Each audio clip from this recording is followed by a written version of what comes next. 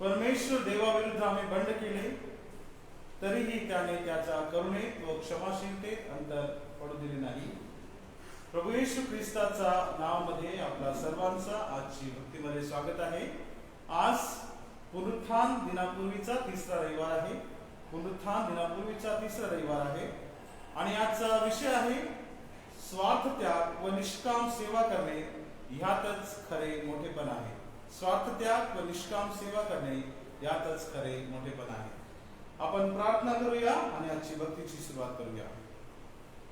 सर्वशक्तिमान खुदावंद परमेश्वर यहोवा, हम आपको धन्यवाद देते हैं, आपके नाम की स्तुति महिमा करते प्रभु इस दिन के लिए जो आपने हमें दिया है. प्रभु जी, जब हम आपके भवन में आते हैं, आपकी स्तुति करते हैं, उनसे खुदावन आपके अनुग्रह से आप हमें चलाइए. आपका वचन कहता है कि जहाँ 2 या 3 मेरे नाम से इकट्ठा होते हैं, उनके बीच में उपस्थित हैं. प्रभु जी, आज आप हमारे साथ हैं. हमारी आराधना प्रभु जी आप चलाने में सहायता कीजिए. आए के समय को आपके हाथों में सौंपते हैं. यीशु नासरी के नाम से मांगते, सुनियो बड़ी दया से ग्रहण कीजिए. आमीन. आइए इस समय हम सब खड़े हो जाए और परमेश्वर की महिमा के लिए कुछ गीतों को हम गाएंगे. आप सबसे निवेदन है कि अपने अपने मास्क को लगाएं और कृपा करके दूरी बनाकर बैठिए.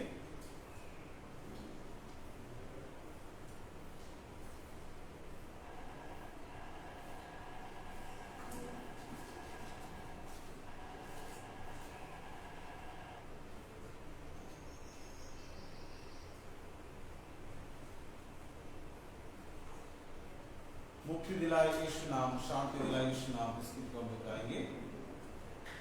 मुक्ति दिलाए यीशु नाम, शांति दिलाए यीशु नाम, मुक्ति दिलाए यीशु नाम, शांति दिलाए यीशु नाम.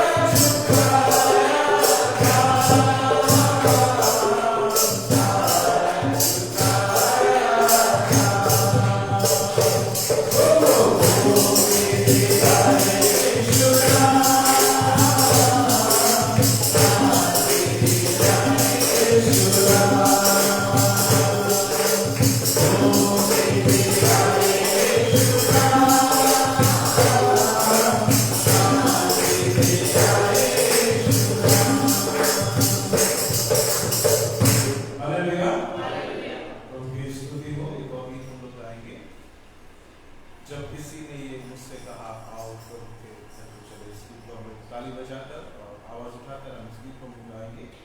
जब किसी ने ये मुझसे कहा आओ तो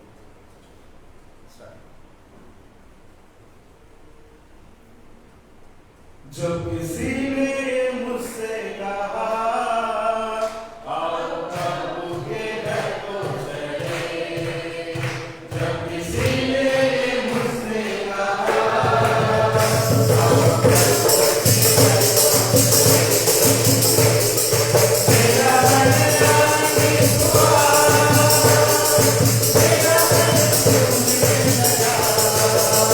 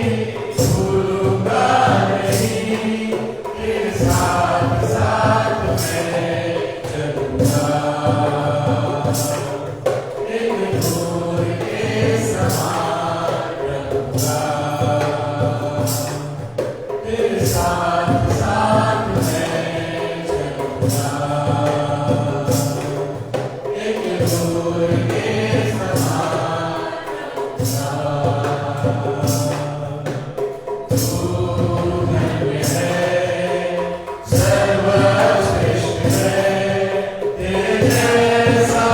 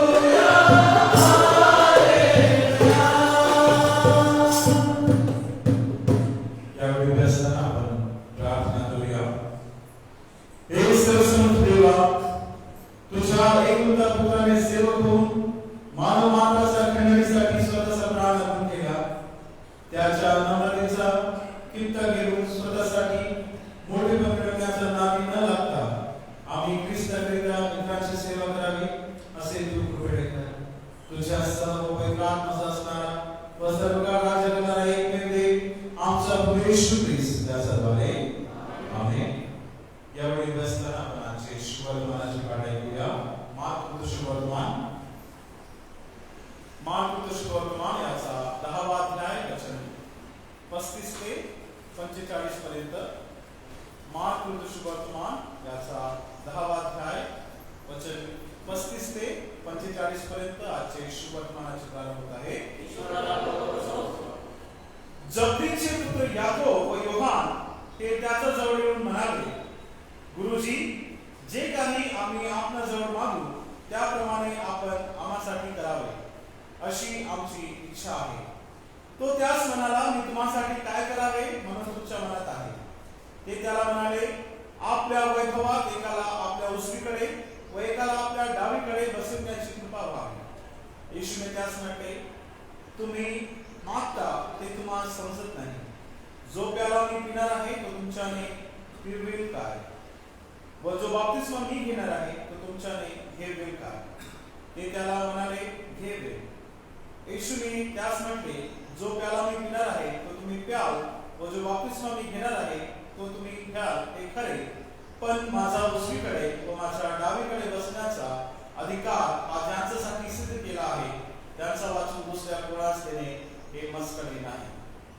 हे ऐकून बाकीचे 10 जण याकोब व योहान यांना रांगे भरू लागले. येशूने त्यास जवळ बोलावून म्हटले, विदेशात अधिकारी म्हणून जे मानलेले आहे ते त्याचवर प्रभुत्व चालवितात व त्याचे मोठे लोक त्याचवर सत्ता करीतात हे तुम्हाला ठाऊक आहे. परंतु तुम्हामध्ये तसे नाही. तर जो कोणी तुम्हामध्ये मोठा होऊ पाहतो त्याने तुमचा सेवक व्हावे, आणि जो कोणी तुम्हामध्ये पहिला होण्यास इच्छितो त्याने सर्वांचा दास व्हावे. कारण मनुष्याचा पुत्रही सेवा घ्याव्यास नाही तर सेवा कराव्यास व बहुतांचा खंडनिस्तव आपल्या जीव द्याव्यास आला. हे ख्रिस्ताचे शुभवर्तमान आहे. यावेळी आपण सर्वांनी बसूया.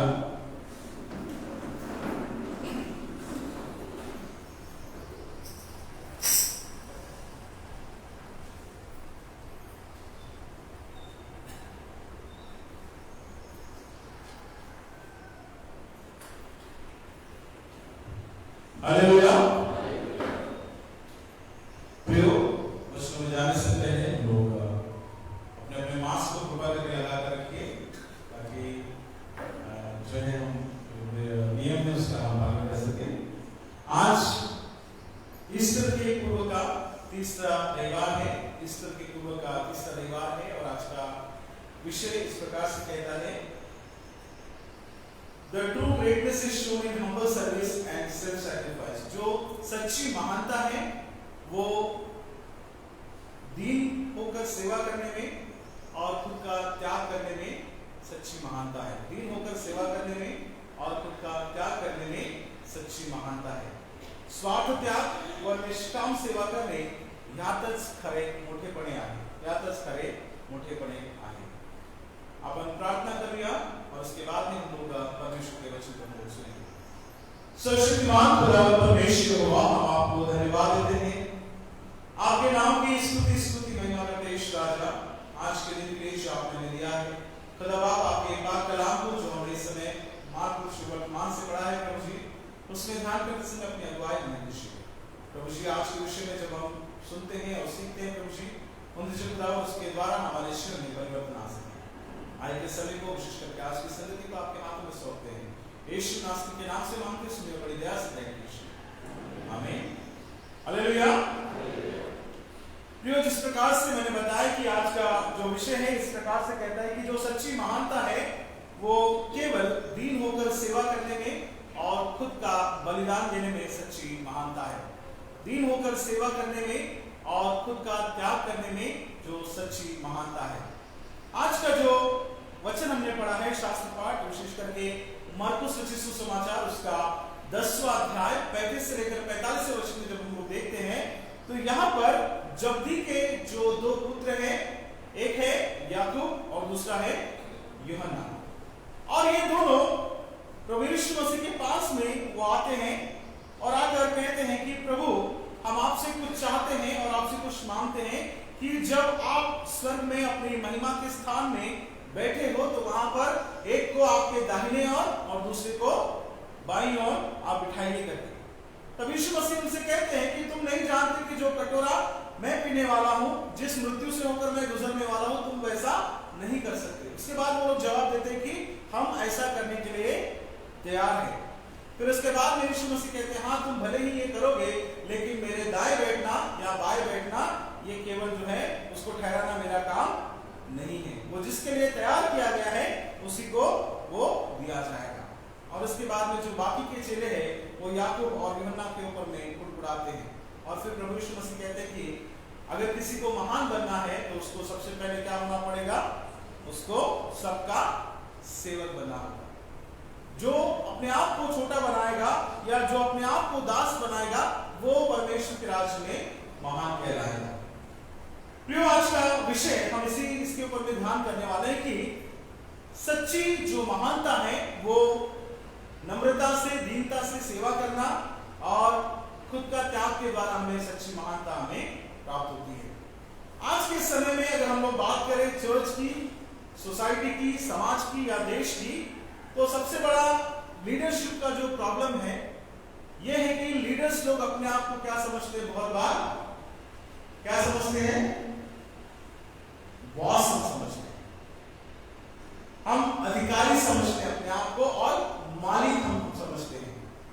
लेकिन जो परमेश्वर ने ठहराई हुई लीडरशिप है, परमेश्वर ने, प्रभु यीशु मसीह ने जो नियोजित किया है, वो लीडरशिप में जो है अधिकार या मालिक बना करके नहीं है, परंतु वहां पर कहा गया है कि जो सबका सेवक बनेगा वो परमेश्वर के राज्य में महान कहलाएगा।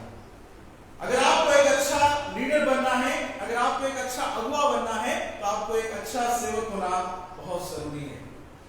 और हमारे समाज में हम ये देखते हैं आजकल जब हमको अधिकार मिलता है तो कई बार हम उस अधिकार का दुरुपयोग करते हैं। प्रभु यीशु मसीह यहाँ पर बताते हैं कि संसारिक अधिकारी कैसे होते हैं। हम लोग पढ़ेंगे उस वचन को, 42वां वचन पढ़ेंगे, 42 और 43वां वचन।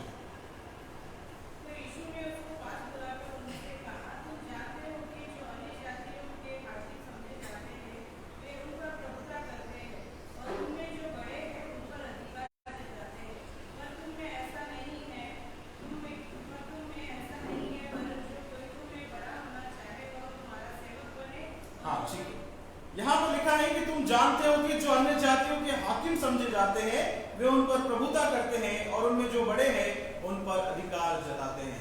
संसारिक जो लीडरशिप है, संसारिक जो लोग हैं, कैसे वो लोग अपने जो नीचे हैं उनके ऊपर में अधिकार जताते हैं। अधिकार मतलब उनके ऊपर में जो है दबाव बनाकर रखते हैं। एक्चुअली में जो शब्द है, कई बार हम लोग जो नेताओं के लिए इस्तेमाल करते हैं, मिनिस्टर जो शब्द हम इस्तेमाल करते हैं, मिनिस्टर का मीनिंग क्या है? आप लोग जानते हैं मिनिस्टर का मीनिंग क्या है? सेवक है ना। मिनिस्टर का मीनिंग होता है सेवक। लेकिन हम ऐसे कौन से मिनिस्टर को हम लोग देखते हैं, ऐसे कौन से व्यक्ति को हम देखते हैं? मैं केवल राजकीय बात नहीं कर रहा हूं। जब हम मिनिस्टर की बात करते हैं तो मिनिस्टर का मतलब है सेवक, पर लोग सेवक बनकर नहीं रहना चाहते।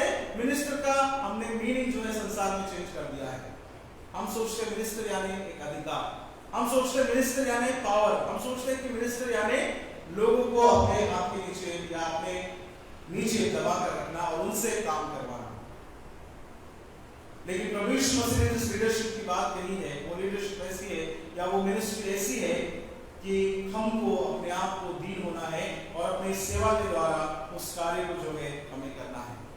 यहाँ पर जो दो लोग हैं इस कहानी में या इस घटना में, हम लोग दो लोगों को देखते हैं। एक है याकूब और दूसरा है यूहन्ना। वो दोनों यहाँ पर यीशु मसीह के पास में आए। वो लोग यीशु मसीह के साथ में कितने साल तक वो लोग रहे? 3.5 साल तक वो लोग यीशु मसीह के साथ में रहे और यीशु मसीह के साथ में सेवकाई में घूमते रहे। यीशु मसीह के किए वाले कार्यों को उन्होंने देखा, लेकिन उसके बावजूद भी यीशु मसीह का जो मकसद है, यीशु मसीह की विचारधारा को वो समझ नहीं पाए।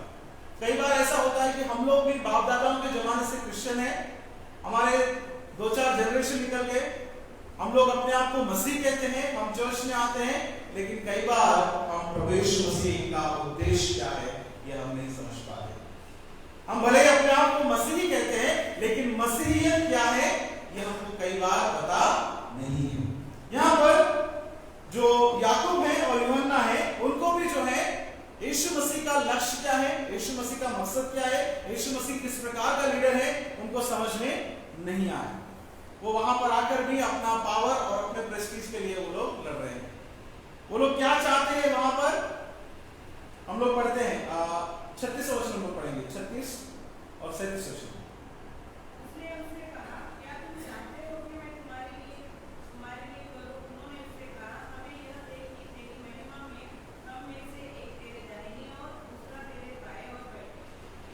हाँ ठीक है, उसने उनसे कहा तुम क्या चाहते हो कि मैं तुम्हारे लिए करूं? उन्होंने उससे कहा हमें यह वर दे कि तेरी महिमा में हम में से एक तेरे दाहिने बैठे और दूसरा तेरे बाएं बैठे। प्रभु यीशु मसीह की कुर्सी के पास में वो लोग चाहते हैं कि एक दाहिने बैठे और दूसरा बाएं बैठे। यहां पर हम देखते हैं कि पावर और प्रेस्टीज किस प्रकार से वो लोग चाहते हैं कि प्रभु यीशु मसीह के बाजू में बैठे। और ये सच्चाई आज हमारे साथ में भी है।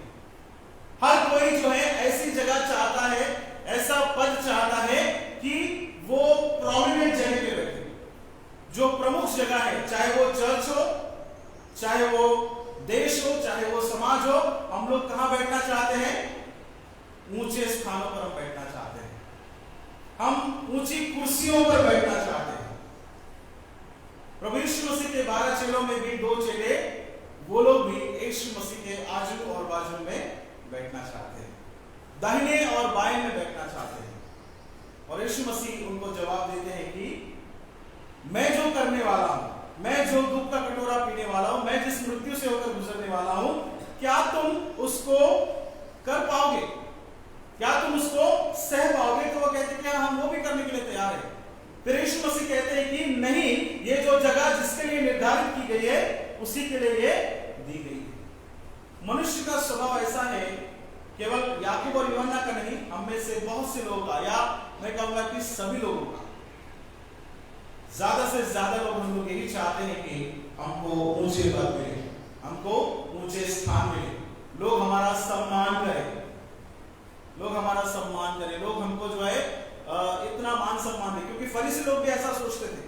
फरीसी लोगों की भी सोच ये थी कि जब वो सड़कों से गुजरे तो लोग जो है झुककर उन्हें सलाम करें। क्यों सलाम करें? क्योंकि वो लोग सिनागोग में वो लोग अधिकारी लोग हैं, उनको अच्छे अच्छे पद उनको मिले हैं। लेकिन सेवा करने के नाम पे वो लोग जीरो थे। पद तो चाहते थे लेकिन सेवा करने के नाम पे जीरो थे। अब हम आज के संदर्भ में अगर हम बात करेंगे ना, चाहे वो चर्च हो, चाहे देश हो या राजनीति हो, हर जगह पे हम लोग चाहते हैं कि हमको पद मिले। कई लोग चर्च में भी पद चाहते हैं कि मुझे कमेटी में पद मिलना चाहिए। लेकिन जब काम की बात आती है, मला काय करायचं आहे ना, माझी जबाबदारी नाही आहे, मला काय पाहूंगी, तो सेक्रेटरी है ना, सेक्रेटरी पाहूंगी। कई बार ऐसा होता है और ये अनुभव हमको हर जगह आता है। कई बार हमको चर्च में भी देखने को मिलता है ये चीजें, क्योंकि जब कोई काम होता है तो बोलेंगे कि ये पास्टर का काम है। जब कोई काम होता है तो बोलेगा है ना, वो सेक्रेटरी है, वो देख लेगा, या पास्टर है वो देख लेगा। लेकिन बाकी लोगों का कर्तव्य क्या है? क्या केवल हम अपना पोस्ट पकड़कर, अपना पद पकड़कर हम लोग 3 साल निकालने के लिए? नहीं, हमारा भी काम है कि हम सेवा करें। कितने बार हम लोग आकर देखते हैं कि चर्च में क्या चल रहा है, कितने बार हम लोग देखते हैं कि सेवकाई में क्या जरूरत है, कितने बार हम लोग देखते हैं कि अभी प्रार्थना चल रही है तो हम कहां पर इन्वॉल्व हो सकते हैं? नहीं, हमको चाहिए पद। मैं एक एग्जाम्पल दे रहा हूं चर्च का, लेकिन इसके अलावा देश का भी ऐसा ही हाल है, इसके अलावा समाज का भी ऐसा ही हाल है। हम सोचते हैं कि जो कर रहा है वो करेगा, हमको क्या लेना देना, हमने केवल पद को पाना है, उस पद का रिस्पेक्ट हमको मिलना चाहिए। और हम केवल क्या करेंगे, जब मीटिंग रहेगी तब जाकर हम बात करेंगे, बाकी टाइम हमारा कोई लेना देना नहीं है। हमारा काम है डिसीजन लेना, लेकिन हमारा काम ये नहीं कि हम उसको फॉलो करें। कई बार ऐसा होता है। जो सेवक बना है, सबसे पहली बात मेरे प्रियो, सर्वेंटहुड इज अ प्रिविलेज। सेवक बनना ये सौभाग्य की बात है। हम हमारी लायक ही नहीं है, ये परमेश्वर ने हमको दिया है। चाहे वो आपका पद हो, चाहे वो आपका पोजीशन हो, ये केवल परमेश्वर ने आपको दिया है।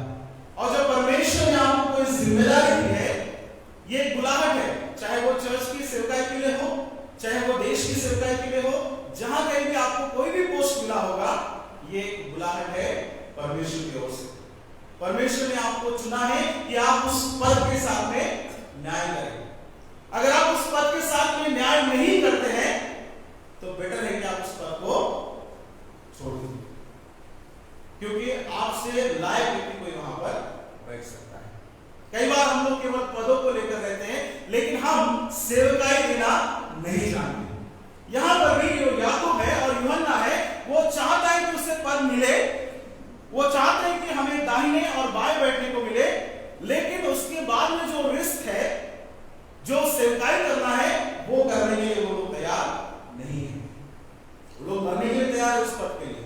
वो लोग बोलते हैं कि हम अपना प्राण दे देंगे, लेकिन उस सेवकाई को करने के लिए जो नम्रता, जो दीनता होनी चाहिए, वो उनके पास में नहीं है। प्रियो, सर्वेंटहुड इज अ प्रिविलेज। जो सेवकाई है वो एक सौभाग्य है, हर किसी को ये मौका नहीं मिलता। आप कोई भी कैपेसिटी में आप सेवकाई कर रहे हो सकता है आप क्वायर लीडर हो सकता है एक अच्छे प्रार्थना लीडर हो सकता है आप एक अच्छे वक्ता हो सकता है आप अच्छे सिंगर हो सकता है आप एक अच्छे बजाने वाले हो। ये सब किसने दिया है? किसने दिया है? परमेश्वर ने दिया है। तो परमेश्वर ने जो दिया है, तो परमेश्वर की महिमा के लिए उसका इस्तेमाल करना बहुत जरूरी है।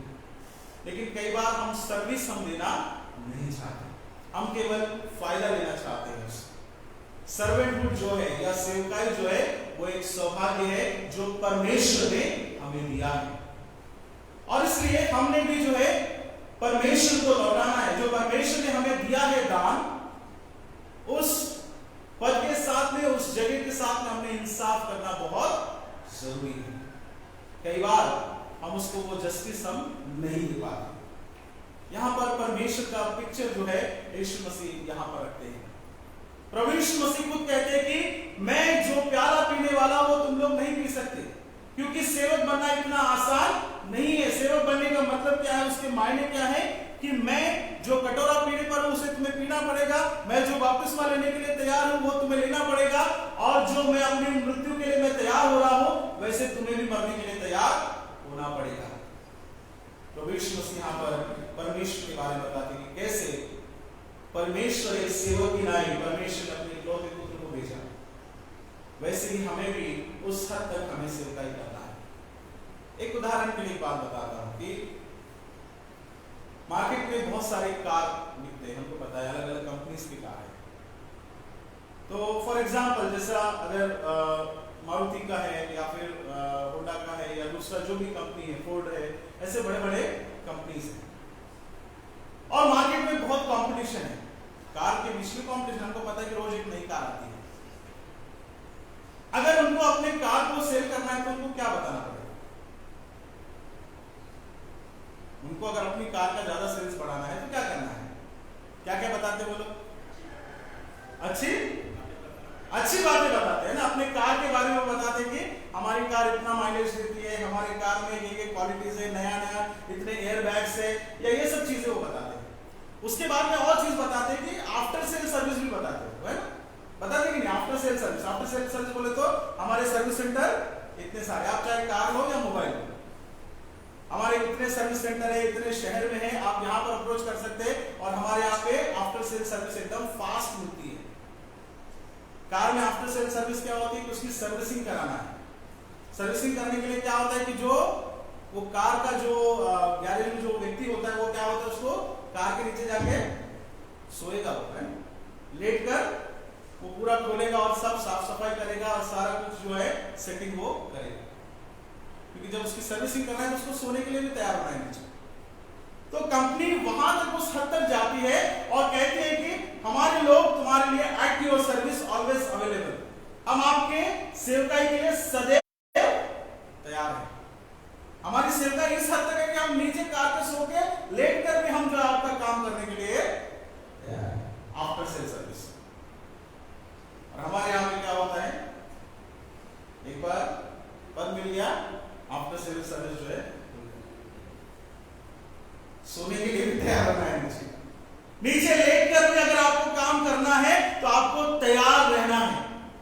सेवकाई वो होती है।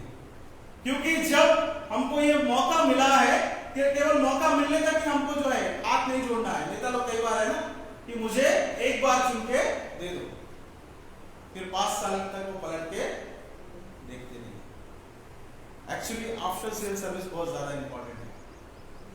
सेवकाई में आना बड़ी बात नहीं है, सेवकाई में आने के बाद में जो आपके ऊपर में जिम्मेदारियां दी गई है उसको निभाना बहुत जरूरी है। जैसा एक कार खरीदने के बाद में हम लोग चाहते हैं कि कार की जो सारी चीजें जो समय पर होती रहे और सही उसको सर्विस मिले, तब हम चुन के लेते हैं कि कौन सा कंपनी अच्छा है। तो फिर हमारे समाज में जब हम नेताओं को चुनते हैं, अगुओं को चुनते हैं, तो क्यों नहीं सोचते कि आपका सर्विस अच्छी होनी चाहिए। हम कभी किसी को भी चुन लेते हैं, सोचना है कि हमको बाद में भी वही सर्विस उतनी ही ईमानदारी के साथ में मिलनी चाहिए। सेवकाई एक सौभाग्य है, पहली बात हम सीखते हैं मेरे प्रियो आज के दिन। दूसरी बात हम देखते हैं कि यहाँ पर यीशु मसीह और क्या कहना चाहते हैं। आगे के वचन में हम लोग देखते हैं कि जो सेवकाई है वो केवल सौभाग्य नहीं है, परंतु सेवकाई का मतलब यह है कि सेवकाई ऐसी होनी चाहिए जो समाज में परिवर्तन लेकर आए। सेवकाई ऐसी होनी चाहिए जो समाज में परिवर्तन लेकर आए। We are called into a servanthood that transforms, जो बदलाव लेकर आता है, जो समाज में जो है बदलाव लेकर आता है। प्रभु यीशु मसीह जो है यहाँ पर वो कहते हैं कि जो मैं करने वाला हूं वो तुम लोग नहीं कर सकते, क्योंकि मैं जो है अपने प्राण को देने के लिए भी मैं तैयार हूं। ये संसार में जैसे लोग करते हैं वैसी सेवकाई मैं करने के लिए नहीं आया हूं, परंतु मेरी सेवकाई अलग है। ये जो लीडरशिप में जिसकी बात कर रहा हूं उसमें नम्रता होना जरूरी है, उसमें दीनता होना बहुत जरूरी है। वहां पर अधिकारी, बॉस, घमंड, पद, पावर ये दिखाने की आवश्यकता नहीं है। जो मसीही सेवकाई है, दो सेवकाई की बात करें, एक सांसारिक सेवकाई के बारे में बता रहे हैं वो, और दूसरी तरफ बता रहे हैं कि मसीही सेवकाई कैसी है। हम लोग पढ़ेंगे फिर से 42, 43 और 44 वचन पढ़ेंगे।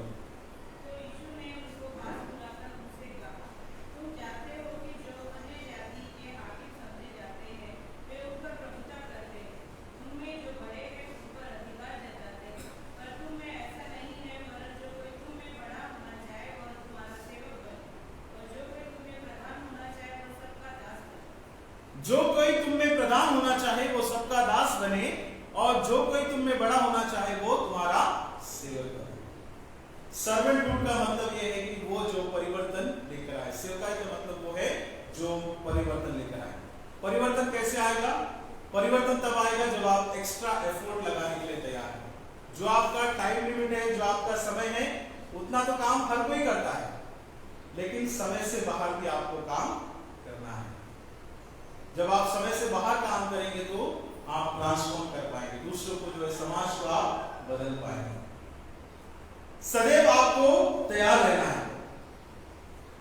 उदाहरण के लिए अगर हम लोग देखेंगे तो एक ऑफिस में अगर कुछ लोग काम करते हैं तो वहां पर जो एक बैंक का अगर हम लेंगे, अगर बैंक का जो क्लर्क है वो कितने बजे आता है? सुबह 9 या 10 बजे उसका जो ऑफिस का टाइम उस टाइम में वो आता है, और शाम में कितने बजे चले जाता है? वो जाने का टाइम 5 बजे का है। हम लोग अगर ऑफिस का 9 to 5 अगर हम बात करें तो जो सैलरी से जुड़ा हुआ व्यक्ति है वो क्या करेगा? वो अपने टाइम के हिसाब से काम करेगा। 9 बजे आएगा और 5 बजे निकल जाएगा। कई बार तो लोग घड़ी देखते रहते कि 5 कब बजेंगे, है ना? और बहुत सारे गवर्नमेंट केस में तो हम लोग देखते हैं, लोग समय देखते रहते हैं और लंच ब्रेक में भी ज्यादा टाइम खींच लेते हैं और बाकी सब लोग आते रहते देखते रहते, लेकिन लोग उसके ऊपर ध्यान नहीं देते। वो अपना केवल समय टाइम पास करना चाहते हैं। 5 बजे और वहां से निकल गए, एक्स्ट्रा एफर्ट वो लोग नहीं देते। 5 का 1 मिनट भी नहीं रुकते। 4:45 बजे हम सब समेट के बैठ जाते हैं कि 5 बजे जाना है। कई बार 4:30 बजे से डीलिंग सब बंद कर देते हैं। क्यों? क्योंकि 5 बजे घर को जाना है। तो जो नॉर्मल क्लर्क है वो हमेशा ऐसा ही करता है, लेकिन कई बार कुछ कुछ जगह पर हमको ऐसा देखने को मिलता है कि जो बैंक मैनेजर है वो 5 के बाद में भी क्या करता है? बैठा रहता है। कई बार देर रात तक 7 बजे तक बैठता है, या 8 या 9 बजे तक भी कई बार जो वहां का मैनेजर है या अधिकारी है वो बैठता है। क्यों? क्योंकि वो एक्स्ट्रा एफर्ट देना चाहता है। वो चाहता है कि मैं ज्यादा योगदान दूं, भले मेरा जो टाइमिंग है वो 5 बजे तक वाला ही है, लेकिन मैं इसलिए एक्स्ट्रा काम कर रहा हूं कि मेरा बैंक बढ़े या फिर मेरे जो लोगों का काम पूरा हो। सर्वेंटहुड का मतलब वो है मेरे प्रियो कि हम एक्स्ट्रा टाइम तक रुके, केवल 9 to 5 जॉब हम ना करें। उसका मतलब है कि हम एक्स्ट्रा काम हम करें। सर्वेंटहुड का मतलब ये है, क्योंकि अगर आप ज्यादा समय देंगे तो लोग आपको देखेंगे। जब एक बॉस वहां पर रुका है, एक मैनेजर अगर वो 7-8 बजे तक रुक रहा तो क्लर्क ऑटोमेटिक क्या करेगा, फिर वो भी क्या करेगा, वो 5 बजे नहीं जाएगा, वो बोलेगा कि मैनेजर रुका हुआ है तो मैं कैसे जा सकता हूं। वो भी वहां पर रुकेगा, वो भी वहां पर उसके साथ में सहभाग देने की कोशिश करेगा। प्रभु यीशु मसीह को अगर हम देखते हैं, एक बैंक मैनेजर के रूप में अगर हम देखते हैं, वो एक एक्स्ट्रा एफर्ट जब दे रहे हैं तो उनके पीछे चलने वाले जो अनुयायी है उन्होंने क्या करना चाहिए? क्या वो 5 बजे निकल जाना चाहिए? नहीं है, उन्होंने भी एक्स्ट्रा समय देने के लिए तैयार रहना है। सेवकाई जो बदलाव लेकर आती है। पहली बात हमने देखी कि सेवकाई एक बुलाहट है, ये एक प्रिविलेज है। दूसरी बात, सेवकाई जो है ऐसी होनी चाहिए कि वो समाज में परिवर्तन ला सके।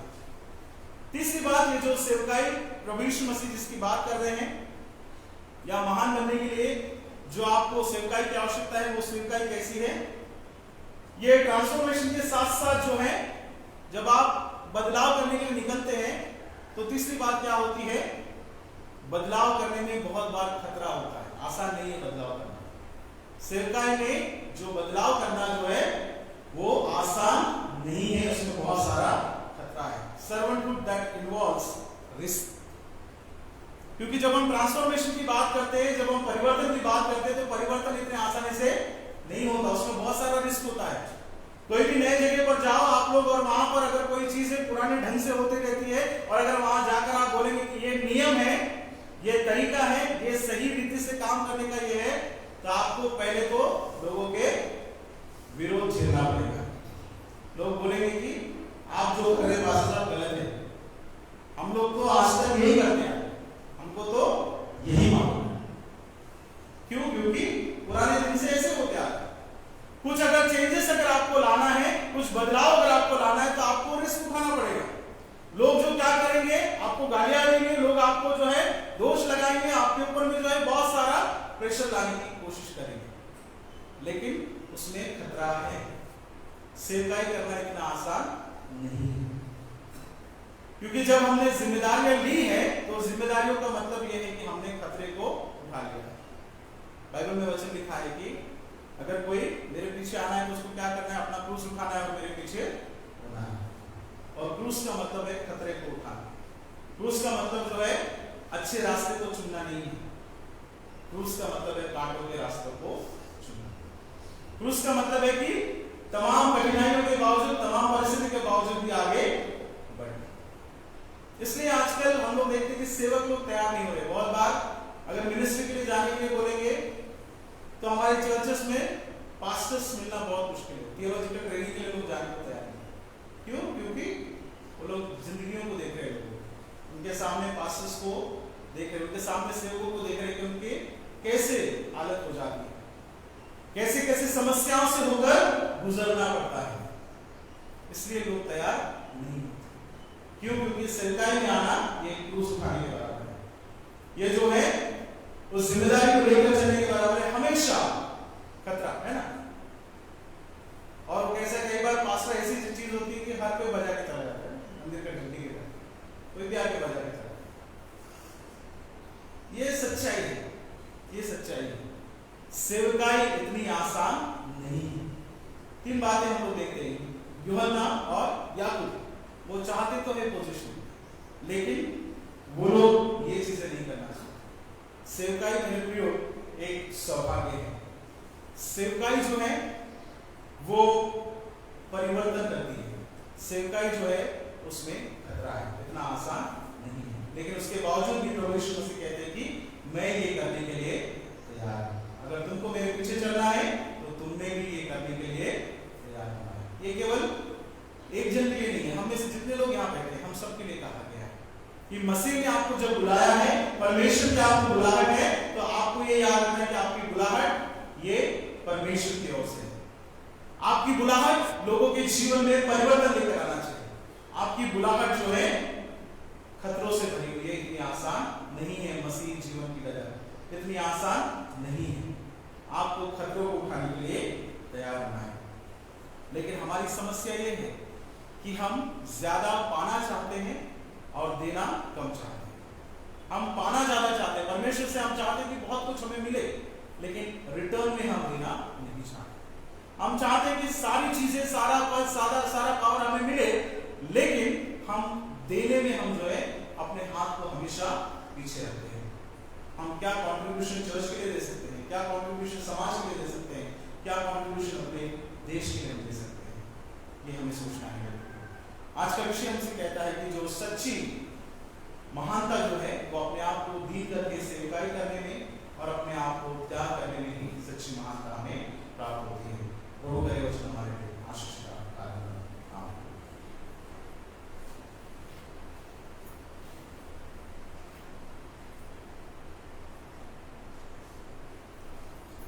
आइए इस समय हम आज की सूचनाओं को हमारे सुनेंगे। हम लोग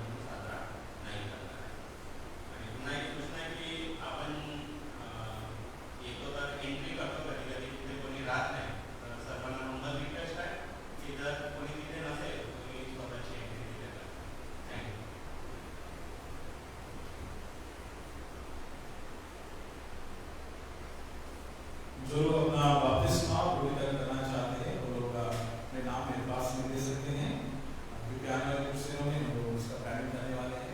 तो अपने नाम मेरे पास में आप दे सकते हैं। हमारे जो उपवास काल की जो प्रार्थना है वो नियमित समय पर चल रही है और ग्रुप लीडर से आपको संपर्क में रही है। कोई बदलाव है तो आप ग्रुप लीडर से बता सकते हैं और समय के पहले आप बताएंगे तो जो भी अरेंजमेंट है वो हम लोग कर सकते हैं। आइए इस समय हम लोग मदद की प्रार्थना में चाहेंगे। हम लोग प्रार्थना करेंगे हमारे देश के लिए, विशेष करके जो कोरोना के पेशेंट्स बढ़ रहे हैं हर जगह पर, खासकर महाराष्ट्र में और विदर्भ रीजन में, नागपुर में जो है काफ़ी पेशेंट्स वहाँ पर बढ़ रहे हैं। वहाँ पर 15 तारीख से लॉकडाउन है। वहाँ के हमारे जो चर्चेस है वो भी इस समय में बंद है। तो कृपा करके कोशिश करके हम लोग वहाँ के लोगों के लिए हम लोग प्रार्थना करेंगे। उस तरीके से हमारे देश के जो हालात है उनके लिए हम लोग प्रार्थना करेंगे और हमारे चर्च में, कलीसिया में जो लोग बीमार हैं उनको हम लोग याद करेंगे। इस उपवास काल के दौरान में हम लोग 2-3 लोगों के लिए विशेष प्रार्थना कर रहे हैं। एक भाई, एक बेटा जो है जिसका नाम है रुद्रांश करके, उसके लिए हम लोग प्रार्थना कर रहे हैं। ये बच्चा जो है 5 महीने का है और उसको बोन मैरो का उसको तकलीफ है, उसके शरीर में वाइट ब्लड सेल्स तैयार नहीं होते। तो उसके लिए हम लोग विशेष प्रार्थना कर रहे हैं कि उसका ऑपरेशन जो है वो और उसके बाद भी उसके शरीर में वाइट ब्लड सेल्स जो है तैयार हो, क्योंकि 5 महीने का बच्चा है और वो परिवार में काफ़ी मध्यम वर्गीय है। उनके लिए हम विशेष प्रार्थना करेंगे। उस वजह से डॉक्टर श्रीवास्तव के लिए प्रार्थना कर रहे हैं, उनका तबीयत ठीक नहीं है, उनके लिए विशेष प्रार्थना कर रहे हैं। एक और व्हाट्सएप पे आपको बहुत से लोग सर्कुलेट हुआ होगा, राजेश मोरे करके एक भाई है जिनको भी ऑपरेशन की आवश्यकता है और उनको बहुत सारे फाइनेंस की ज़रूरत है और वो दत्ता मेघे के हॉस्पिटल में है और हम लोग भी उस व्यक्ति को जानते हैं। उनके लिए विशेष करके प्रार्थना में हम लोग प्रार्थना करेंगे। उस तरीके से जो अन्य कोई बीमारी है हमारे चर्च में तो हम उनको भी विशेष करके याद करेंगे और प्रार्थना में हो जाएंगे। इस समय मदद की प्रार्थना करेंगे और जॉनस कबरा जी सामने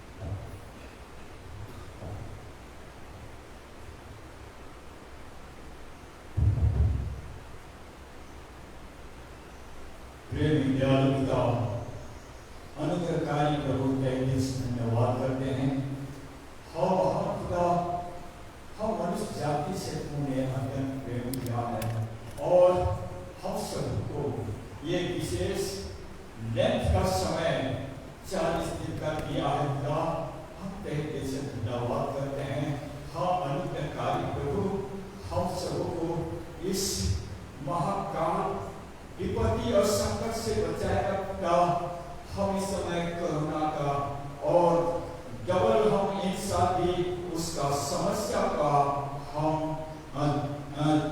देखते हुए और उसकी सामना करते हुए हम चले आ रहे हैं पिता। और प्रभु तू दयालु पिता है, हम सबको बचाए रख प्रभु। और खास तौर से प्रभु जहाँ कहीं भी ये संकट का ये बादल छाया है प्रभु, उससे छुटकारा दे पिता। और हम तेरे करीब आ सके और तेरे भक्ति को हम तेरे दिल से हम प्रभु करने पाए। हम खुदा इस समय प्रभु हम तेरे वचनों को सुने हैं प्रभु, जो हम एक बड़ी पदवी को पाना चाहते हैं। हम खुदा तेरे सिवाय हमें और बड़ा पदवी कौन दे सकता है प्रभु जी। हे महान पिता, हम तुझसे मांगने वाले हैं, तूने हम सबको पवित्र शास्त्र को दिया है पिता। हे महान करुणामय पिता परमेश्वर, हम तेरे इस अद्भुत पवित्र शास्त्र को अपने जीवन में अपनाने पाए और उसके अनुसार हम अपने जीवन को ढालने पाए। हम प्रभु जी तूने उस पवित्र शास्त्र के द्वारा हमें सब कुछ देता है। हम खुदा हम इस कलीसिया के हमारे प्रत्येक माँ बाप और प्रत्येक नौजवान पुत्र और पुत्री और एक छोटे बाल बच्चों के लिए दुआ करते हैं प्रभु कि हम तेरे उस पवित्र शास्त्र को अपने जीवन का गले का हार बनाने पाए और हम ठोकर न खाए और हम तेरे मार्गों से दूर न जाने पाए। हे महान खुदा, ये दर्द भरी है आज का वचन को प्रभु हम सभी को महसूस करने पाए और हम तुझसे हम अपना रिश्ता जोड़ने पाए। हाँ करुणा है प्रभु, तूने हम सबों से इतना गहरा प्रेम किया है और तू हम सबों को कहता है कि मैं तुम लोगों के लिए अपने प्राण को दिया है। आज हम लोगों को जानना है कि हमें जो कुछ भी पाना है वो हमें प्रभु आनंद के साथ देता है। आज आइए हमारे प्रत्येक मसीही परिवार, प्रत्येक मसीही लोग आज हम खुदा के पास आए और हम अपना पदवी खुदा से मांगे।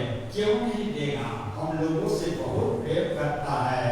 हाँ प्रिय भाइयों और बहनों, आज हम खुदा से गहराइयों से मांगने पाए और वो हमें देता है।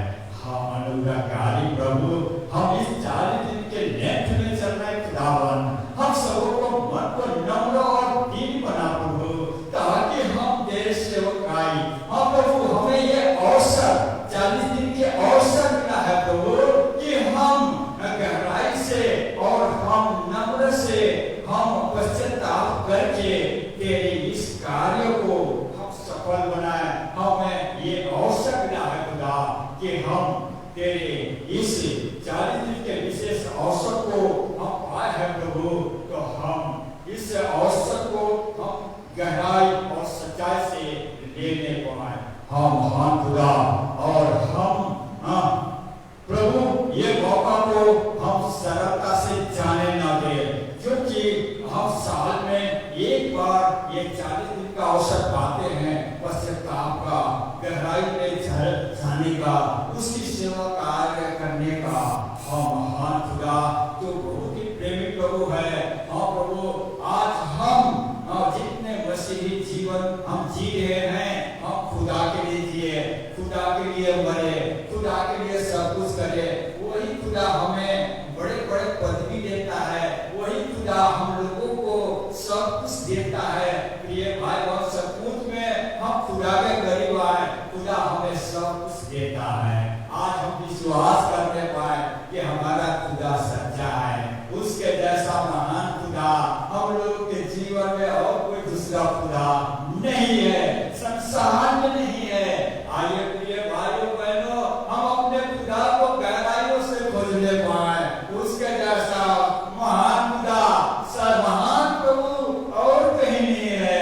आइए तो हमारे प्रेमी भाइयों और बहनों, हम उस पदवी को हम खुदा से मांगे, क्यों नहीं देगा। आज हम खुदा से रिश्ता जोड़े, आइए हम उसके पवित्र शास्त्रों को अपने गले का हार बनाए, हम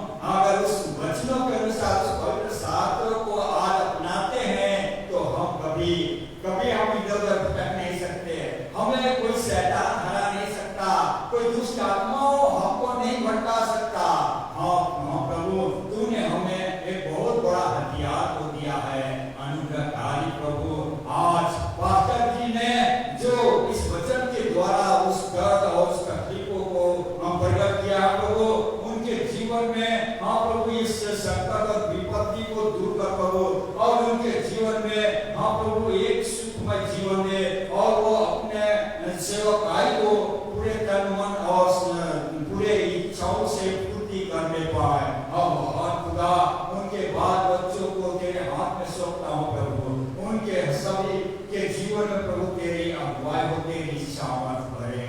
हाँ प्रभु, इसी प्रकार से इस कलीसिया के प्रत्येक व्यक्ति के लिए दुआ करता प्रभु, सभी के जीवन में तू अपना अनुग्रह को दे और हम इस चर्च को प्रभु, इस कलीसिया को प्रभु हम आगे ले चले प्रभु।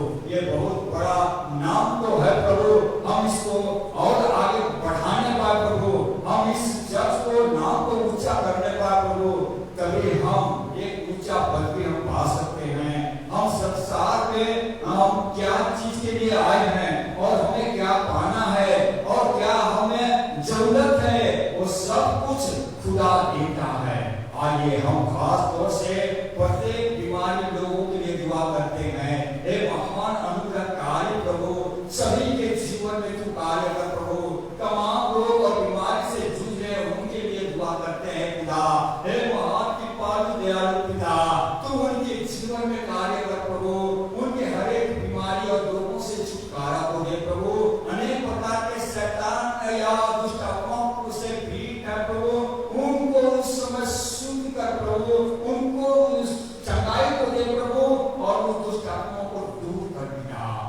महान प्रभु जी, अनुग्रहकारी पिता, हम सभी मनुष्यों को प्रभु हम दुआ करते हैं प्रभु और तेरे हाथ में सौंपते हैं प्रभु कि वो अपने जीवन को तेरे हाथों में सौंपने को आए। हाँ अनुग्रहकारी प्रभु, हम पूरे देश के लिए दुआ करते हैं प्रभु। हाँ प्रभु, जिनको जो पदवी दिया गया है वो अपने सच्चाई और ईमानदारी के साथ अपने कार्यकाल को करने को आए। तेरे छत्र छाया में रहकर, तेरे डर भय मानकर, हाँ महान अनुग्रहकारी प्रभु, हर एक मनुष्य जात जो हर एक मनुष्य जाति है वो तेरे करीब आए और हर एक कार्य को पूर्ण करने को आए। खास तौर से प्रभु जी, इस समय 40 दिन में जो 4 ग्रुप अलग अलग घरों में जाकर तेरे नाम की प्रार्थनाएं करें पिता, उनके संगति में हो प्रभु, उनके साथ में हो पिता और उनके संगति में रहकर हाँ प्रभु तू अगुवाई कर और जिस घर में जाते उस घर में तेरे सामर्थ होने पाए प्रभु और तेरी आशीष को पाकर प्रभु उस घर में एक सुख शांति और प्रेम में महसूस करने पाए। और महान पिता, हर एक ग्रुप को प्रभु तेरे हाथ में सौंपता प्रभु कि वो अपना जिम्मेदारी को समझने पाए और हाँ प्रभु और आम आदमी भी सभी को अपना जिम्मेदारी को समझे कि सचमुच में हमें भी उस ग्रुप में शामिल होना है और मुझे भी वो प्रभु के चरणों में जाना है और मुझे भी हम हर एक घर में जाकर उस प्रार्थना में सहयोग देने की आवश्यकता है, क्योंकि ये सब काम एक दो आदमी का काम नहीं, लेकिन हम देखते हैं कि एक झुंड की आवश्यकता पड़ती है, 2-4-10 आदमी की जरूरत पड़ती है। हाँ महान पिता, सबों के दिलों और दिमागों में तो छा दे पिता और सभी को पूरे तन मन के साथ तेरे इस कार्य को करने पाए। हाँ महान पिता, हम विशेष रूप से प्रभु हम यहाँ जो कुछ भी अपने दिल और दिमाग को लेकर आए प्रभु, वो प्रभु हम तुझे सौंपने पाए और तेरे कार्यों को करने पाए। और महान पिता, और जो हमसे ये प्रार्थना करने में भूल चूक हो गई हो प्रभु, उसके लिए मैं क्षमा चाहता हूँ प्रभु। तू हर तरह से हमें आशीषित कर और क्या मांगे अनुग्रहकारी प्रभु। इस छोटी दुआ को हमारे स्वर्गीय पिता परमेश्वर के महान पुत्र प्रभु यीशु मसीह के नाम से हम इस दुआ को मांगते हैं। आमीन। आइए समय में अपने स्थान पर खड़े हो जाएंगे और एक गीत को गाएंगे। उस गीत को गाते समय दाम और बस गीत को करेंगे।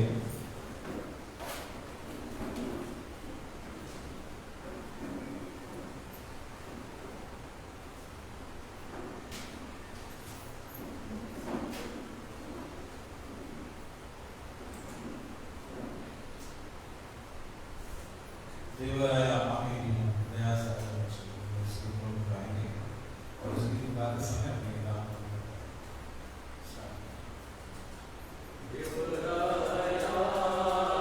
आमीन दया सागर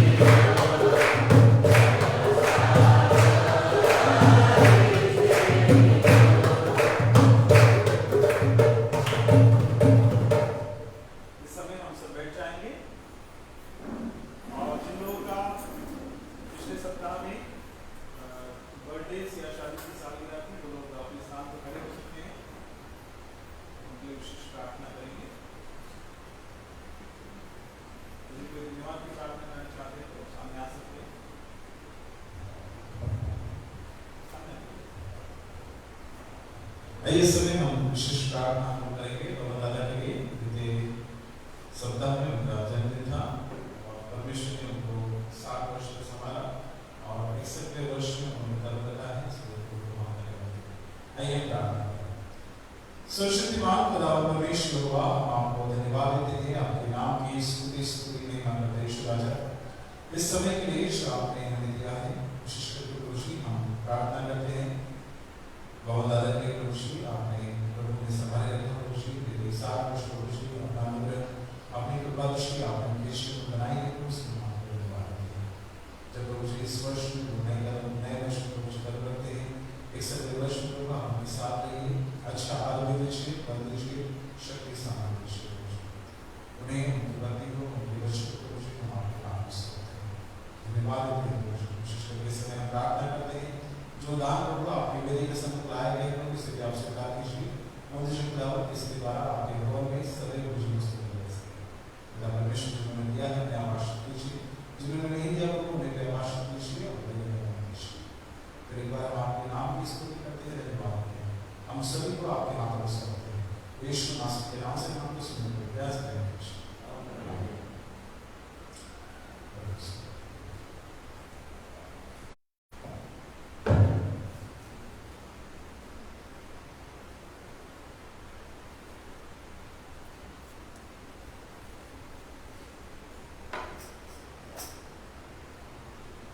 या आपण सर्वांनी करूया आणि आपल्या प्रभू येशू ख्रिस्ताची केलेली प्रार्थना